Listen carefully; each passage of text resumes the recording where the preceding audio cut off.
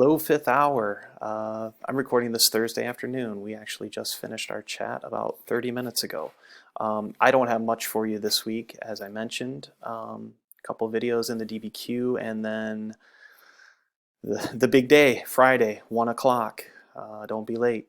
12:30, you need to be logging in.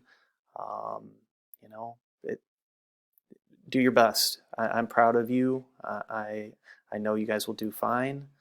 Um, just give it your best shot. I'm proud of you either way, no matter what the score is. So, you know, this is the culmination this week of the class. Everything from here is downhill, so they say.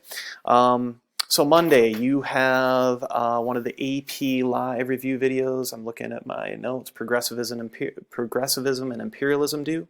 Tuesday is the DBQ, which we just covered in chat.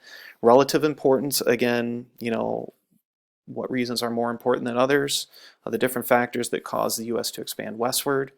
You've got the Henry Clay doc, the Where's Waldo, right? The handbill that's advertising for travel to the West for gold. Document 3 from our buddy Andrew Johnson. Document 4 from Boudinot, and document 5 from Jay Gould. So what are the factors that led to westward expansion?